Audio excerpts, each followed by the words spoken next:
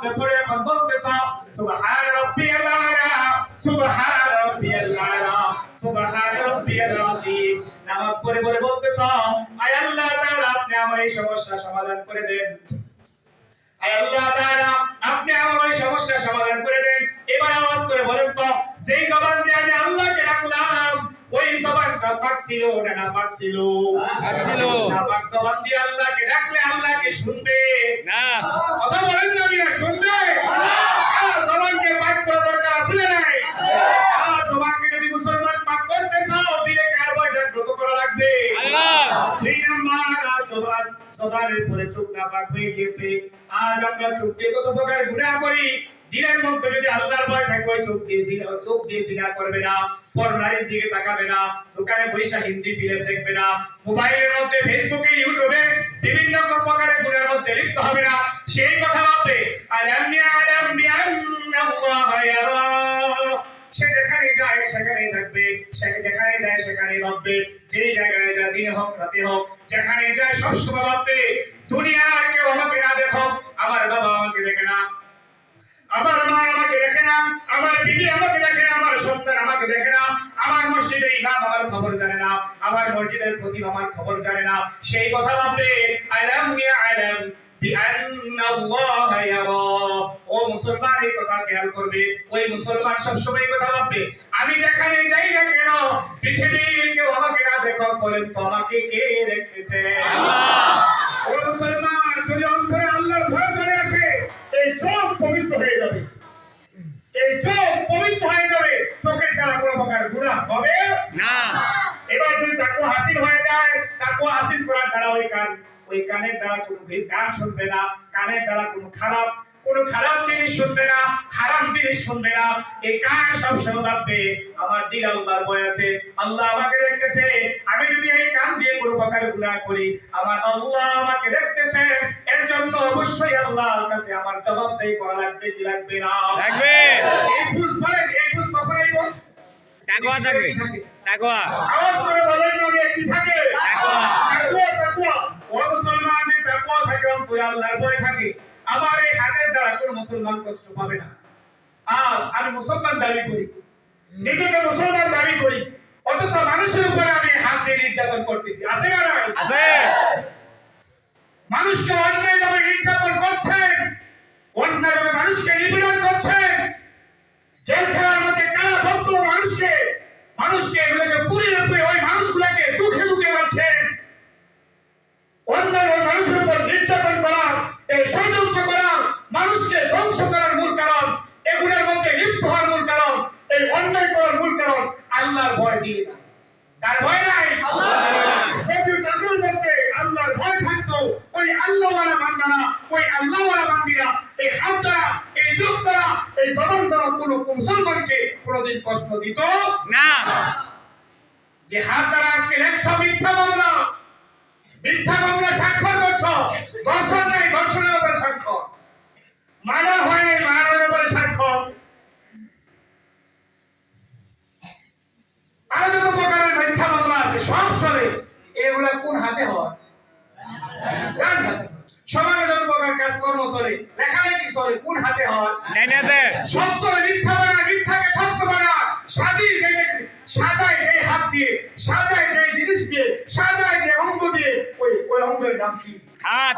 মুসলমান দিলে যদি আল্লাহর ভয় থাকতো ওই মুসলমান ভাবতো আল-ইয়াওমা নাখতিমু আলা আফওয়াহিহিম ওয়া তুকাল্লিমুনা আইদিহিম ওয়া তাশহাদু আরজুলুহুম বিমা কানু ইয়াকসিবুন। আজ যে হাত দিয়ে মানুষের ব্যাপারে মিথ্যা লিখছি, আজ যে হাত দিয়ে মানুষের উপরে জুলুম করতেছি, যে হাত দিয়ে মানুষের ব্যাপারে মিথ্যা সাক্ষী দিচ্ছি, কিয়ামতের ময়দানে এই জবান কথা বলবে না, কিয়ামতের ময়দানে আমার হাত আমার বিরুদ্ধে সাক্ষী দিবে কি দিবে না? দিবে। আজ অন্যায় করছো ও ভাই, তোমাদের হাতে ধরে পায়ে ধরে বলি, ও মুসলমান ভাইয়ের হাতে ধরে পায়ে ধরে বলি ফিরে আসো। হাত দিয়ে অন্যায় করো না, চোখ দিয়ে অন্যায় করো না, জবান দিয়ে অন্যায় করো না। দুনিয়াতে একটা অঙ্গ কথা বলে যার নাম মুখ, কিয়ামতের ময়দানে সব অঙ্গ কথা বলবে, একটা অঙ্গ বন্ধ হয়ে যাবে। বলুন তো যে অঙ্গ বন্ধ হয়ে যাবে ওই অঙ্গটার নাম কি? মুখ। জবান বন্ধ হয়ে যাবে আর সমস্ত অঙ্গ কাল কিয়ামতের ময়দানে আল্লাহর সামনে আমার অঙ্গ দিবে কি দিবে না? দেবে। অতএব মুসলমান দিলে তাকওয়া হাসিল করো, দুনিয়াবি ফায়দা। তোমার প্রথমত তোমার বডির অঙ্গের প্রত্যেকটা জিনিসের ব্যবহার ঠিক করে দিবেন কে? আল্লাহ। যদি তাকওয়া হাসিল হয়, ওই দোকানদার তোর দিলে যদি আল্লাহর ভয় থাকে, হুজুরে কম দিবে না। চাকরিজীবী ভাই যদি আল্লাহর ভয় থাকে, অফিসে ওই বসের কোনো প্রকার কাজ করবে ধোঁকা দিবে না, অফিসের ধোঁকা দিবে না, অফিসের কোনো জিনিস চুরি করবে না। যদি অন্তরে তাকওয়া থাকে, চোর আল্লাহ ওয়ালা হয়ে যাবে। যদি অন্তরে তাকওয়া আসে, ডাকাত আল্লাহ ওয়ালা হয়ে যাবে। অন্তরে যদি তাকওয়া না থাকে, আমার দ্বারা যত প্রকার অন্যায় হতে পারে, যত প্রকার অন্যায় আছে, সমস্ত অঙ্গ আমার দ্বারা হবে কি হবে না? হবে। কথা বলেন না, হবে কি হবে না? হবে। এক নাম্বার, যত কথা বলার মেসাল দিলে, দৃষ্টান্ত বললে এক এক করে বহু প্রকারে বলা যায়। এক কথাই হলো তাকওয়া যদি হাসিল করেন, সবকিছু দুনিয়াবি লাইনের সবকিছু দুরুস্ত করে দিবেন কে? আল্লাহ। আজ ঘরে গিয়ে বিবির সাথে খারাপ ব্যবহার করে কি করি না? করি। আরে ভাই কথা বলেন না, করে কি করি না? এই খারাপ ব্যবহার কেন করেন? দিলে আল্লাহর ভয় নেই। বাবার সাথে খারাপ ব্যবহার সন্তান করে কি করে না? করে। কেন করে? ওই সন্তানের দিলে কার ভয় নাই? আল্লাহর ভয় নাই। ওই স্ত্রী স্বামীর সাথে খারাপ ব্যবহার করে কি করে না? করে। ওই স্ত্রীর দিলে কার ভয় নাই? আল্লাহর ভয় নাই। ওই সুদখোর কেন সুদ খায়? ওই সুদখোর সুদ কেন খায়? তার দিলে যদি আল্লাহর ভয় থাকতো, আওয়াজ করে বলেন আল্লাহর ভয়, সে কি সুদ খাইতো না সুদ ছাড়তো? ছাড়তো। তাহলে সে সুদ কেন খায়? তার দিলে কার ভয় নাই? আজ চাঁদাবাজি করে খায়, টেন্ডারবাজি করে খায়, মানুষের সম্পদ লুণ্ঠন করে খায়, দেশের সম্পদ চুরি করে খায়। কেন? তাদের দিলের মধ্যে কার ভয় নাই? আল্লাহর ভয় নাই। ওই নেত্রী বলেন, যত উচ্চস্তরের নেতা হতে পারে, প্রত্যেকের দিলে যদি সামান্য পরিমাণ তাকওয়া আল্লাহর ভয় থাকতো, দেশের সম্পদ বিদেশের পশ্চিম কেন পাচার হতো না। অভাব তাকওয়া। বলেন কিসের? তাকওয়া। আওয়াজ করে বলো মুসলমান, কিসের অভাব? তাকওয়া। তাকওয়া হাসিল করো, দেশ ঠিক হয়ে যাবে, দেশ উন্নত হয়ে যাবে, সমাজ উন্নত হয়ে যাবে, প্রত্যেকটা পরিবার উন্নত হয়ে যাবে। কি হাসিল করার দ্বারা? তাকওয়া। বলেন কি হাসিল করার দ্বারা? তাকওয়া। তাকওয়া হাসিল করার দ্বারা। এখানে কোরআনের মাহফিল চলে, এখানে কোরআনের তাফসীর চলে, আর ওই জায়গা মুনাফিকের তাফসীর চলে। কত বড় বদবখত তুমি না, কত বড় কুলাঙ্গার হতে পারে?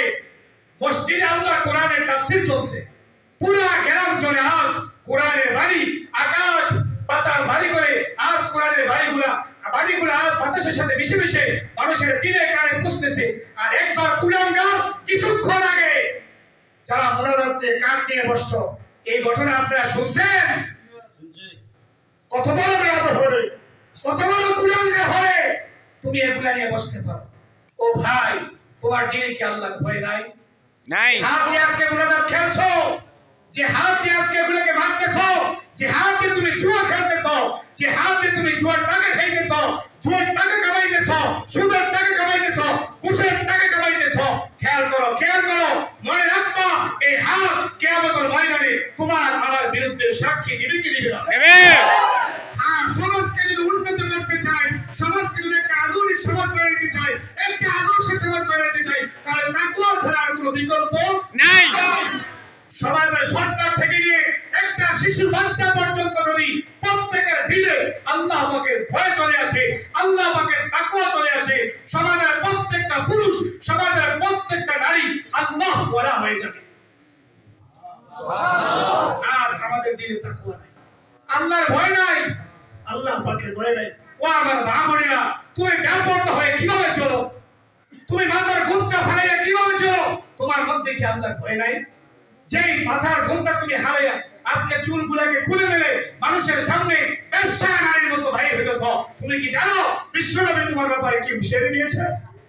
রাসূল বলেন, যে নারী মাথার ঘুমটাকে ফেলে স্বামী ছাড়া যদি নিজের ছেলেও দেখে, স্বামী ছাড়া যদি কোনো মায়ের চুল, কোনো মহিলার চুল যদি কোনো পরপুরুষ দেখে, তার মাথার মধ্যে যে পরিমাণ চুল হবে, ওই বান্দিকে যখন কবরে শোয়ানো হবে, তার মাথার যে পরিমাণ চুল হবে, ওই চুলের যে পরিমাণ সংখ্যা হবে, ওই পরিমাণ সাপ ওই কবরের মধ্যে তার মাথার মধ্যে ধ্বংস করে। নাউজুবিল্লাহ। আর সমাজে অনেক নারী রয়েছে, বলেন তো ভাই, ঘুমটা মাথায় থাকে না গলায় থাকে? মাথা। কথা বলে কোথায় থাকে? আর এখন মাথার ঘুমটা মাথায়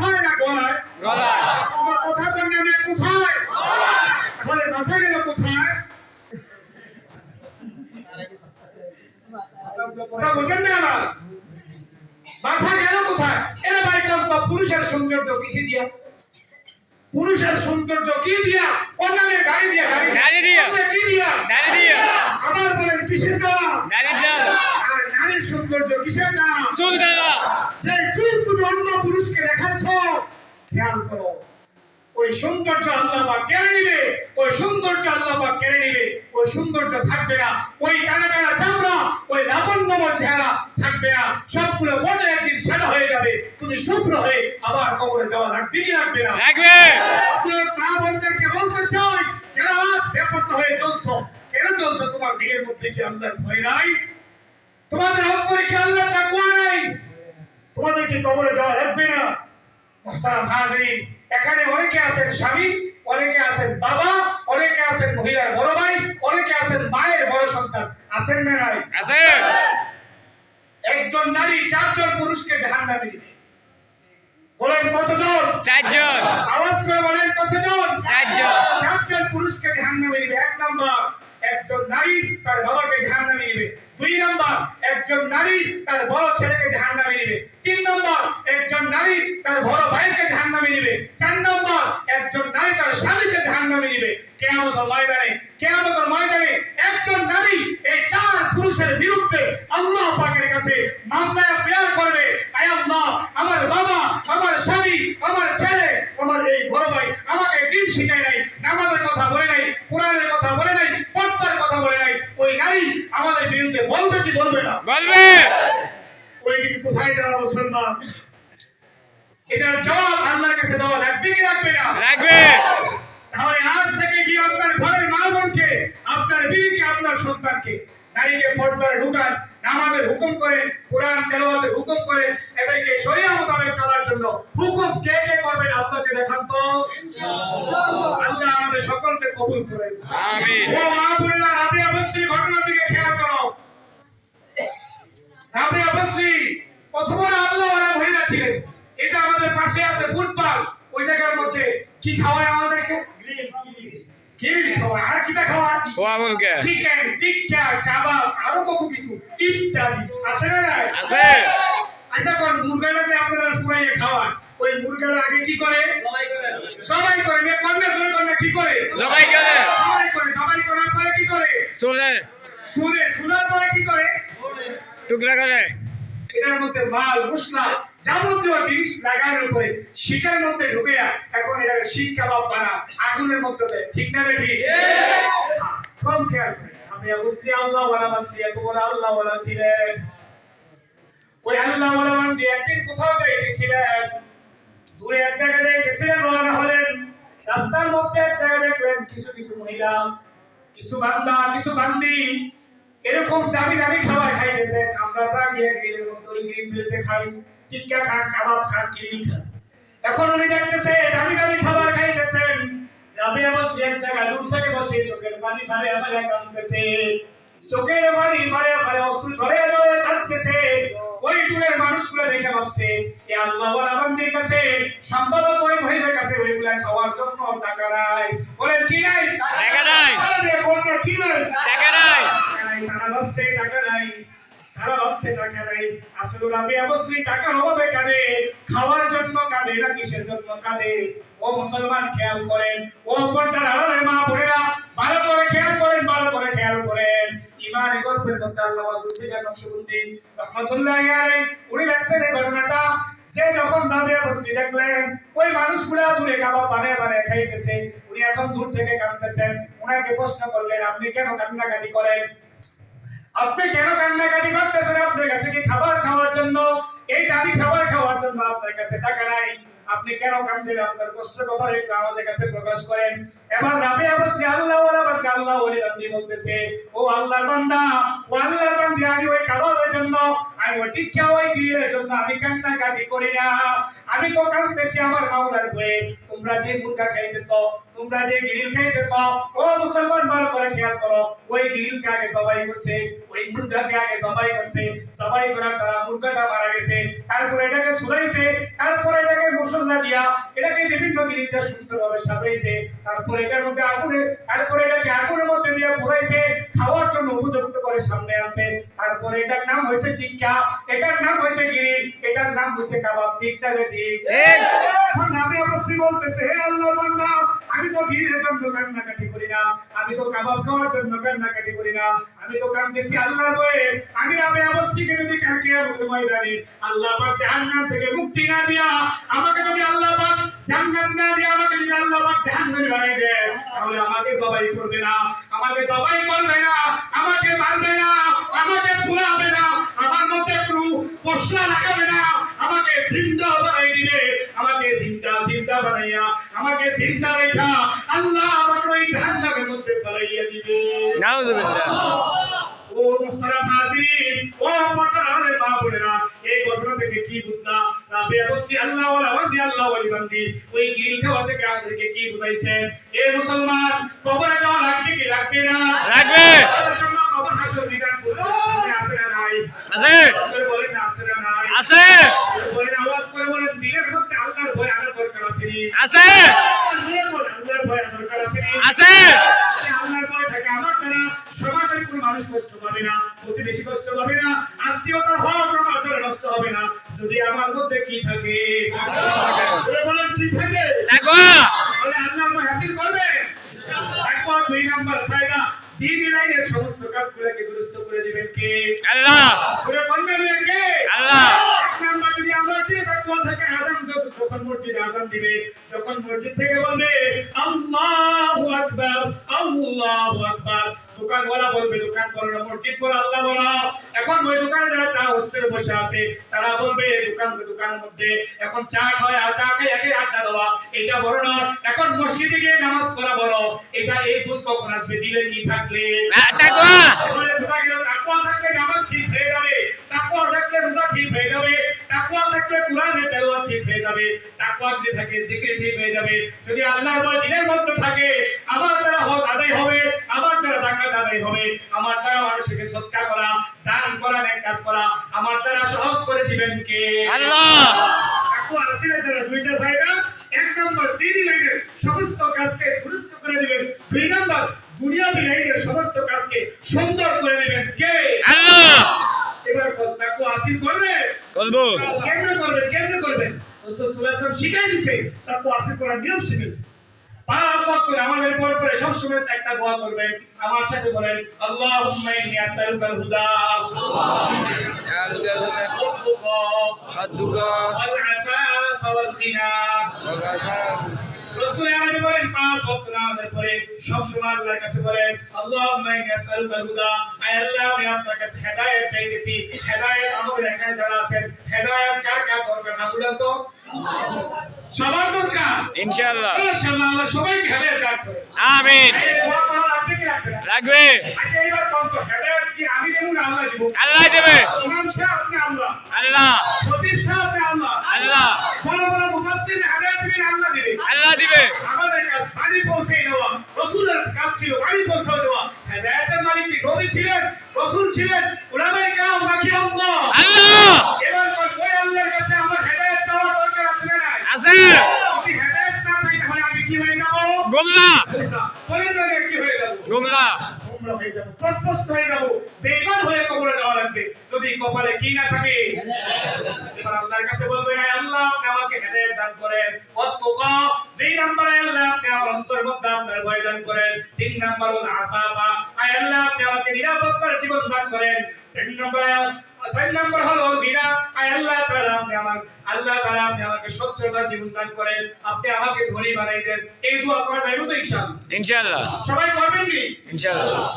এবার আবু যর গিফারি যখন এই নসিহতটা শুনলেন, এবার রাসূলকে বলতেছে, হুজুর আপনি আমারে আরো কিছু নসিহত করুন। একটা নসিহত মাত্র কইলেন, নাম্বার 1 শেষ হলো মাত্র। 2 নাম্বার এখন আবু যর গিফারি, এই 2 নাম্বারে শেষ, তারপর হুজুর বসবে। বেশি বলা যাবে না, হুজুর কিন্তু অনেক দূর থেকে আসছে, সম্ভবত হযরত চলে আসছে, বহুত বড় আল্লাহওয়ালা, ওনারা বংশগতভাবে বুজুর্গ, বংশগতভাবে ওনারা কি অনেক বড় আল্লাহওয়ালা মানুষ। আমরা আজকে হুজুরকে এখানে কেমন আছি জানেন? শুধু আমার এই ভাইয়ের জন্য, এই এলাকার যারা আরো মেহমানরা আসছেন সবার জন্য হুজুর একটু চোখের পানি ফেলাইয়া এলাকার হুজুর পাড়াইয়া যা, একটু কদম দিয়ে যা, সবার জন্য হুজুর একটা হুজুর আমাদেরকে দেখে আমাদের সাথে দোয়ার জন্য আনছি। কিসের জন্য আনছি? দোয়ার জন্য। হুজুরের হাতে হাত রেখে তওবা কত মুসলমান? আওয়াজ করে বলো মুসলমান তওবা করব তো? ইনশাআল্লাহ। হুজুরের হাতে হাত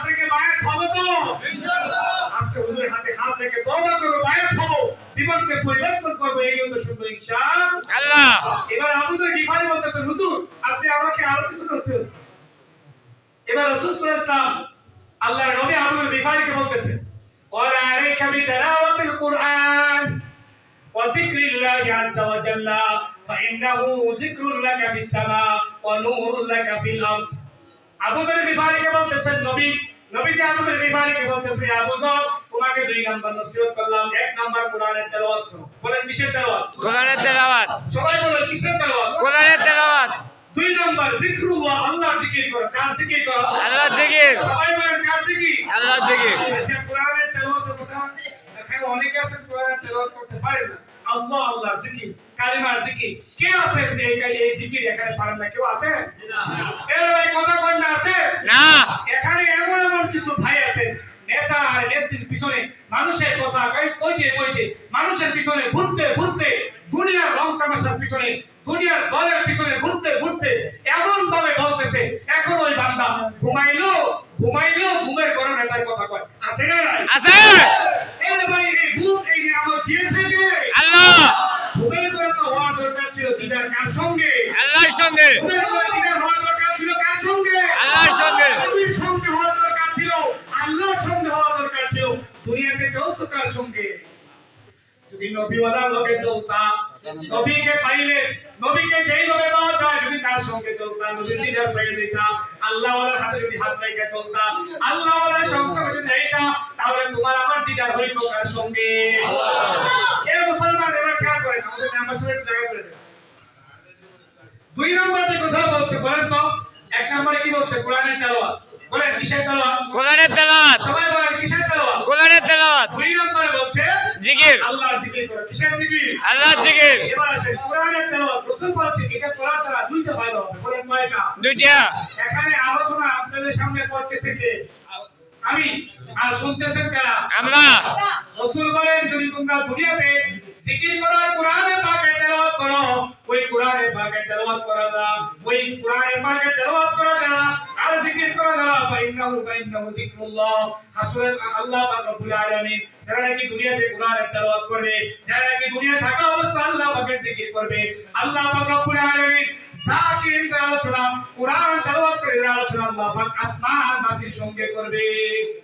সুবহানাল্লাহ দুনিয়াতে যদি তেলাওয়াত করি আমি, আপনারা শুনেন, দুনিয়াতে যদি জিকির করি আমি, সঙ্গে আপনারা জিকির করেন, আমার আপনার জিকির, আমার আপনার প্রশংসা, আমার আপনার জিকির আসমানের মধ্যে আসমানবাসীর সঙ্গে করবেন কে? আল্লাহ। এই ভাই খেয়াল করেন দলের বহুত গান গাইলেন, দলের বহুত জিকির করলেন, কোরআন গাইলেন, প্রয়োজন আছে যেহেতু রাজনীতি ময়দান করা লাগে, গণতন্ত্র দেশ করা লাগে। এর ভাই খেয়াল করেন এদের জিকির করার দ্বারা, এদের পিছনে ঘোরার দ্বারা, এদের সুনাম বলার দ্বারা, এদের প্রশংসা গাওয়ার দ্বারা কোরআনে হাদিসে কোথাও কি আছে যে আমার আপনার আলোচনা আসমানে আল্লাহ করবে? না কোথাও কোন আসেনি? না তবে হ্যাঁ কোরআনের তেলাওয়াত যদি আমি জমিনে করি আমার আলোচনা হবে কোথায়? আকাশে বলে বলেন না কোথায়? আসমানে। আমি যদি দুনিয়াতে জিকির করি আল্লাহ নামের জিকির দুনিয়াতে করি, আমার আপনার জিকির আল্লাহ পাক করবেন কোথায়? আসমানে এবার জিকির করবেন নি আপনারা? করব কথা বলেন না, আমি জিকির করবেন? ইনশাআল্লাহ জিকির করবেন না বন্ধ করে দিবেন? করব ওই জিকির কখন করেন? যেদিন ইমাম সাহেব ফজরের পরে বা কোনো সময় একটা মিলালে কিংবা দোয়া দরুদের সময় জিকিরে বসে তখনই জিকির করেন, এছাড়া বাইরে কোনো জিকির আপনারা করেন? না করে ভাই করেন, বলেন না করেন? না অথচ দরকার ছিল হাঁটতে বসতে উঠতে সব সময় চলাফেরার সময় সব সময় আমার জবানে, সব সময় আমার জবানে কার জিকির থাকা দরকার ছিল? আল্লাহ। এ ভাই বলেন কার জিকির? আল্লাহ। আজকে আজ আমাদের দিনের মধ্যে আমাদের জবানে আল্লাহর জিকির আছে? না মাসালুল্লাযী ইয়াযকুরুল্লাহু কামাসালিল হাইয়্যি ওয়া মাসালুল্লাযী লা ইয়াযকুরুল্লাহু কামাসালিল মাইয়্যিতি।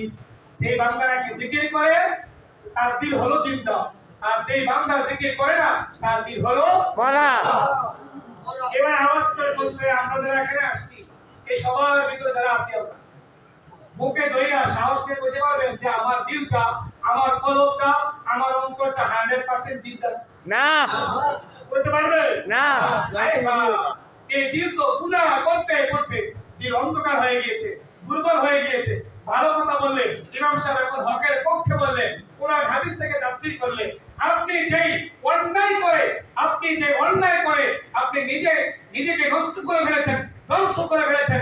ওই ধ্বংস করার পরেও, অন্যায় করার পরেও আপনি আপনাকে নিজেকে দোষী মনে করেন না। ইমাম সাহেব যখনই কথা বলে, ঘটনাক্রম ওই কথা আপনার আমার গায়ে লেগে গেল, দেখা গেল দোষ ইমাম সাহেব বলার কারণে দোষ হয়েছে, খতিব সাহেব বলার কারণে দোষ হয়েছে, আল্লাহ ওয়ালা বলার কারণে দোষ হয়েছে। যারা এগুলো করছে তাদের কোনো দোষ হয় না, আছে নাই? আছে। এখন যেখানে হুজুর কথা বলার সময় সাবধান,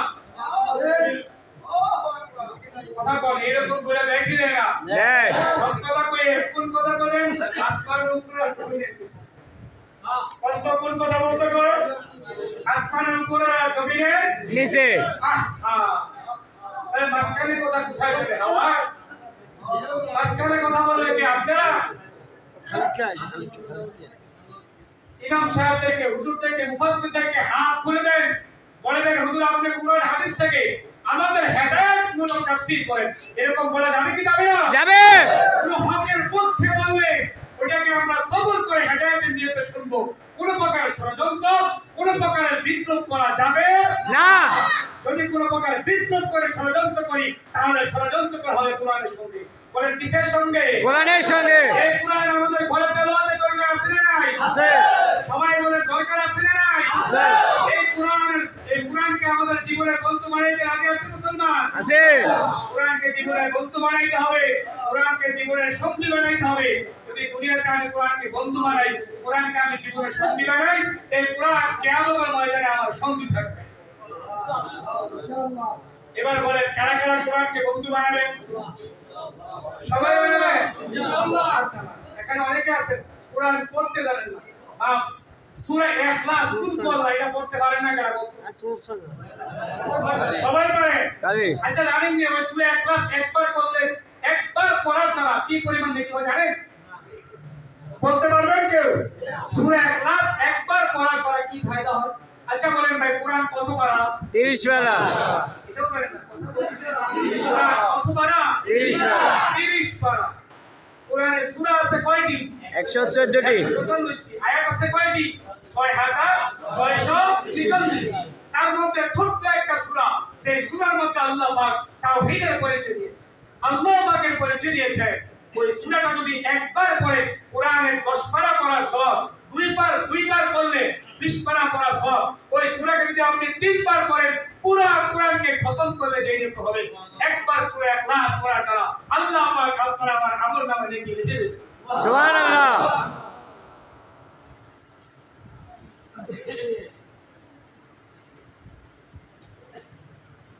তাহলে আমরা সূরা ইখলাস সবাই বেশি বেশি পড়ব তো ইনশাআল্লাহ। সবাই বলেন না পড়ব তো ইনশাআল্লাহ। আমার যেটা মূল কথা সেটা বলতেছিলাম, কোরআন তেলাওয়াত করার দ্বারা, জিকিরের দ্বারা দুইটা ফায়দা। বলেন কয়টা? দুইটা। এক নাম্বার আসমানে আমরা আপনার প্রশংসা গাবে আল্লাহ, দুই নাম্বার আমরা আপনার জন্য নূর হবে। নূর এর ভাই লাইট যে লাগাইছে এটা দ্বারা কি হইছে? আলো হইছে। বন্ধ করে দিলে কি হবে? অন্ধকার। অন্ধকার ভালো না আলো? আলো। কবর কি অন্ধকার না আলোকিত?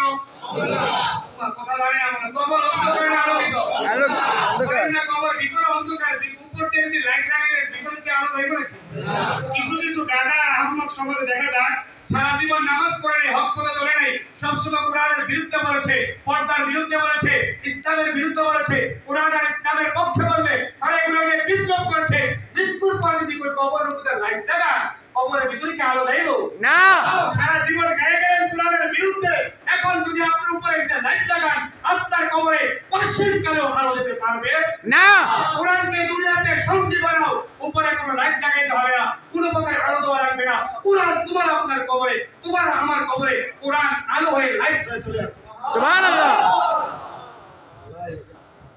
এক নম্বর রাসূল বলেছেন নূরুল্লাহ কাফি আর কোরআন পড়ো, দুনিয়াতে তুমি লাইট নিয়ে চলো, আলো নিয়ে চলো, আলো। কোরআনে পাকের মধ্যে আল্লাহ পাক রব্বুল আলামিন যে আয়াত আপনাদের সামনে তেলাওয়াত করছিলাম, সূরা ইব্রাহিমের 1 নম্বর আয়াত, এই আয়াতের তাফসীর করছেন, নূরের ব্যাখ্যা করছেন। নূর হলো 1 বছর, জুলমাত হলো বহু বছর, অন্ধকার বহু বছর, আর নূর হলো 1 বছর। এখানে প্রশ্ন হতে পারে নূর 1 বছর মানে একক কেন, আর জুলমাত এটা বহু বছর বহু কেন? কুফর একটা অন্ধকার, শিরিক একটা অন্ধকার, নেফাক একটা অন্ধকার, বেদাত একটা অন্ধকার। এই অন্ধকার জগৎ থেকে আমাকে আপনাকে ফিরাইতে পারে আল্লাহর একক বাণী, আল্লাহ পাকের এক সংবিধান, মুসলমানের সংবিধান, তার নাম কি? কোরআন। এই কোরআন ছাড়া আমাকে কুফর থেকে ফিরাইতে পারবে না, কোরআন ছাড়া আমাকে শিরিক থেকে ফিরাইতে পারবে না, কোরআন ছাড়া আমাকে বেদাত থেকে, নেফাক থেকে কেউ ফিরাইতে পারবে না। এই জন্য অন্ধকার তো বহুত, এই অন্ধকার বহুত পেয়ে আল্লাহ পাক জুলুমাতকে নিয়েছেন বহু বছর, আর নূর হলো এক বছর। ঈমান কি এক জিনিস না দুই জিনিস? এক জিনিস। ঈমান এক জিনিস না দুই জিনিস? এক জিনিস। আল্লাহ কয়জন? একজন। আমরা ঈমান আনবো কয় আল্লাহর উপরে? এক আল্লাহর উপর। আর ঈমান কয়টা জিনিস? এক জিনিস। এই জন্য নূরও এক বছর। নূর এক বছর এই জন্যই, কারণ আল্লাহ একক, ওই একক সত্তার প্রতি ঈমান আনয়ন করা লাগবে। ওই একক সত্তার দিকে ফিরার জন্য যে নূরের প্রয়োজন, ওই নূর হাসিল হবে কোরআনের তেলাওয়াত। বলেন কিসের দ্বারা? এবার কোন তো কোরআন তেলাওয়াত শিখায় কোথায়? স্কুলে, ভার্সিটিতে না মাদ্রাসায়? এরা মুসলমান জুড়ে বলে কোথায় শিখায়? মাদ্রাসায়। হ্যাঁ, তোমার আমার ছেলেকে ডাক্তার বানাও, ম্যাজিস্ট্রেট বানাও, বড় উচ্চ শিক্ষিত, ইংরেজি লেভেলে বড় উচ্চ শিক্ষিত বানাও, কোনো বাধা নাই। তবে হ্যাঁ, প্রথম তোমার আমার সন্তানের হাতে আল্লাহ পাকের কোরআন উঠাই দাও। বড় হয়ে যখন ওই সন্তান যখন কোরআন নিয়ে চলবে, কোরআন শিক্ষা গ্রহণ করে যখন চলবে, কোরআনটা যখন সহি করে শিখবে, ওই সন্তান বড় হয়ে কোনোদিন কোরআনের বিরুদ্ধে লেখবে না। এ ভাই কত কোরআনের বিরুদ্ধে লেখছে বেশিরভাগ মুসলমান বিধর্মী। মুসলমান। আমার দেশে কথা বল, বাইরের দেশে কথা বলেন না। এই দেশের মধ্যে কোরআনটা অবমাননা বেশি করছে কেন? মুসলমানের সন্তানরা করেছে। কারণ কি? তারা ছোটবেলায় কোরআন পড়ে নাই, এই কোরআন তারা শিখে নাই, যার কারণে তাদের দিলের মধ্যে কোরআনের মাহাত্ম্য নাই। বরং যারা কোরআনের পক্ষে বলে, যারা কোরআনের হক কথা বলে, যারা কোরআনের তাফসীর করে, তাদেরকে এখন ধরে ধরে কোথায় ঢুকানো হয়? জেলখানায়। কারণ হক কথা বললে যে আমার গায়ে লাগে, হক কথা বললে যে আমার সমস্যা হয়, এই জন্য তাদেরকে বিরোধী এখন ভিতরে ঢুকায়। এ মুসলমান, দুনিয়া জেলখানা আমাকে তোমাকে ঢুকাইতে পারে, এটা বেশি দিন নয়। রাসূল বলেছেন মুমিনের জন্য দুনিয়া হলো কয়েকখানা, আর কাফেরের জন্য হলো ব্যস্তখানা। এবার বলেন, দুনিয়াতে আমরা আসছি চিরস্থায়ী হয়ে না অস্থায়ী হয়ে? অস্থায়ী। অস্থায়ী ঠিকানা। দুনিয়াতে কখনো সুখে যাবে, কখনো দুঃখে যাবে, কখনো জেলখানা যাবে, কখনো জেলখানার বাইরে যাবে। তারপরে কোনোদিন কোনো ভয়কে পরোয়া না করে আমরা কখনো কোরআনের বিরুদ্ধে কখনো আমরা যাব না। বরং যারা কোরআনের বিরুদ্ধে যাবে তাদের পক্ষে থাকবো না বিপক্ষে থাকবো? বিপক্ষে। দেখা যায় ভয়ে ভয়ে কোরআনের পক্ষে থাকে, মসজিদে বলছেন বড় বড় কোরআনের বিপক্ষে বললে ওই নেতা তারাক, ওই নেত্রী তারাক, ওই নেতার নেত্রী কত সম্মানী হোক, ওনাকে স্যালুট জানাই, ওনাকে সম্মান জানাই। কতক্ষণ? যতক্ষণ আমার নেতা কোরআন মানে, ততক্ষণ আমার নেত্রী কোরআন মানে। ঠিক না ঠিক? ঠিক। কোরআনের বিপক্ষে যেই যাবে আমরা তাকে মহব্বত করি না, তাকে আল্লাহ মহব্বত করে না। কোরআন যার মধ্যে আছে তাকে মুসলমান সবাই মহব্বত করে, কোরআন যার মধ্যে আছে তাকে আল্লাহ মহব্বত করে। এবার এই কোরআনকে বন্ধু বানানোর প্রয়োজন আছে না নাই? আছে। সবাই বলেন দরকার আছে না নাই? আছে। সবাই কি কোরআনকে বন্ধু বানাবে? ইনশাআল্লাহ। কথা বলেন, কোরআন বন্ধু বানাবে? ইনশাআল্লাহ। আমাদের সকলকে এই কোরআনকে বন্ধু বানাবার তৌফিক দান করে। আমিন। যতদিন এই দেহে থাকিবে কোরআন, আমার সাথে তো বলেন, যতদিন দিন এই দেহে থাকিবে পরাণ, ততদিন গেয়ে যাব কোরআনের গান। যতদিন দিন এই দেহে থাকিবে পরাণ, ততদিন গেয়ে যাব কোরআনের গান। ততদিন গেয়ে যাব কোরআনের গান। কোরআন হলো মূল রবের বিধান, কোরআন হলো মূল রবের বিধান। জীবন চলার পথে সংবিধান, কোরআন হলো মূল রবের বিধান। জীবন চলার পথে সংবিধান। কোরআন হলো আমার জীবন মরণ। বলেন, কোরআন হলো আমার জীবন মরণ। কোরআনই আমার জানের জান। বলেন, কোরআনই আমার জেগে থাকিবে পরাণ ততদিন গেয়ে যাব কোরআনের গান ততদিন গেয়ে যাব কোরআনের গান কেড়ে নিতে চায় যারা কোরআনের ঈমান কেড়ে নিতে চায় যারা কোরআনের ঈমান মুখে দাঁড়াবো তাতে চাই চাঁদ প্রাণ তুলে বলেন কোরআনে কেড়ে নিতে চায় যারা কোরআনের ঈমান মুখে দাঁড়াবো তাতে চাই যাক প্রাণ জীবনকে বাজি রেখে এই দিলকে বাজি রেখে আমার আপনার জানকে বাজি রেখে কোরআনের সম্মানকে রক্ষা করার জন্য এই পানকে কোরআনের জন্য বিসর্জন দিতে রাজি আছো মুসলমান ইনশাআল্লাহ আল্লাহ আমাদের সকলকে কোরআনের জন্য নিজের জীবনকে প্রাণকে উৎসর্গ করার তৌফিক দান করুন আমিন সময়টা একেবারে ঘনাই গেছে আলোচনা কিছু শেষ করতে পারিনি 2 নাম্বার আর ফাইভের যে অবস্থা ওরা খুব টানে বলতে পারতেছি না। এবার আসেন একটা আমলের কথা বলে শেষ ওই যে বললাম কোরআন আপনার আমার বন্ধু হবে যারা কোরআন তেলাওয়াত করতে পারে দুই একটা আমল বলে আমি শেষ করতে হুজুর আসতেছে ফজরের নামাজের পরে কোরআন কারীম থেকে সূরাতুল ইয়াসিন তেলাওয়াত করে বলেন কোন সূরা সূরা ইয়াসিন আপনারা শুনছেন ফজরের নামাজ পড়ে আপনারা সর্বপ্রথম কাজ আল্লাহ পাকের কোরআন খুলেন সূরাতুল ইয়াসিন খুলবেন ওই সূরাতুল ইয়াসিন খুলে আল্লাহর কোরআনকে পড়বেন আমরা পড়বো ইনশাআল্লাহ ইনশাআল্লাহ বাড়িতে মেয়েকে বিবিকে ছেলেকে আমার সন্তানকে সূরা ইয়াসিন প্রতিদিন ঘরে সকালবেলা তেলাওয়াতের কথা বলবো ইনশাআল্লাহ ইনশাআল্লাহ 2 নাম্বার প্রতিদিন আমার আপনার ঘরে সূরাতুল ওয়াকিয়া মাগরিবের নামাজের পরে সূরাতুল ওয়াকিয়া বলেন কোন সূরা ওয়াকিয়া বলেন না ভাই কোন সূরা সূরাতুল ওয়াকিয়া রাসূল বলেন যেই ঘরে সূরা ওয়াকিয়া তেলাওয়াত করা হবে ওই ঘরে কোনোদিন দরিদ্রতা আসবে না যেই ঘরে সূরা ইয়াসিন তেলাওয়াত হবে যেই ঘরে সূরা ওয়াকিয়া তেলাওয়াত হবে ওই ঘরে মানুষ কিস্তি উঠাইতে হবে না ওই ঘরে মানুষ সুদ খাইতে হবে না ওই ঘরে মানুষ ঘুষ খাইতে হবে না যদি সূরাতুল ওয়াকিয়া তেলাওয়াত করে বলেন কোন সূরা সূরা ওয়াকিয়া ঘরে গিয়ে আজকে বলবো তো ইনশাআল্লাহ 3 নাম্বার এশারের নামাজের পরে সূরাতুল মুলক বলেন কোন সূরা সূরা মুলক রাসূল বলেন যে ব্যক্তি নাকি সূরাতুল মুলক তেলাওয়াত করবে প্রতিদিন এশারের নামাজের পরে তার মৃত্যুর পরে এই সূরাটা পাখির রূপ ধারণ করে। সুবহানাল্লাহ বলেন বলেন কিসের রূপ ধারণ করবে পাখির। এই পাখিটা তার বুকে বসে যাবে এখন আযাবের ফেরেশতা আসবে ডান দিক থেকে আযাব আসবে হাদিসের কথা যখন ডান দিক থেকে আযাব আসবে ওই সূরা মুলক ওই পাখিটা ডান দিকের আযাবকে তার ডানা দিয়ে সরিয়ে দিবে সুবহানাল্লাহ এখন বাম দিক থেকে আযাব আসবে বাম দিক থেকে যখন আযাব আসবে ওই পাখি তার ডানা দিয়ে বাম দিকের আযাবকে বাম দিকে সরাই দিবে সুবহানাল্লাহ এখন আযাব আসতে শুরু হবে মাথার দিক দিয়ে এখন যখন আযাব মাথার দিক দিয়ে আসবে ওই পাখি তার হাত দিয়ে তার ডানা দিয়ে মাথার দিকের আযাবকে ডানা দিয়ে এরকম ভাবে লাড়া দিয়ে দেখে মাথার দিক থেকে অন্য দিকে সরাই দিবে নাম্বার 4 যখন পায়ের দিক থেকে আসবে ওই পাখি তার ডানা দিয়ে এমন ভাবে ছাড়া দিবেন ওই আযাব কবর থেকে বাইরে হয়ে যাবে সুবহানাল্লাহ রাসূল বলেন এখানে শেষ নয় ওই সূরা তেলাওয়াত করা দ্বারা সূরাতুল মুলক তেলাওয়াত করা দ্বারা তার কবরের আযাবকে আল্লাহ মাফ করে দিবেন এখানে শেষ নয় এই